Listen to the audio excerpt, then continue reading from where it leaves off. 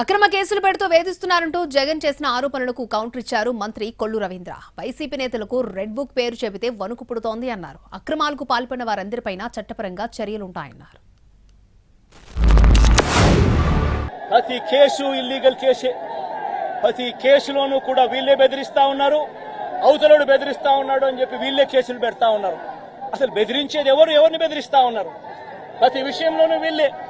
పారిశ్రామికవేత్తలను వదలడం లేదు, రాజకీయ నాయకులను వదిలిపెట్టడం లేదు.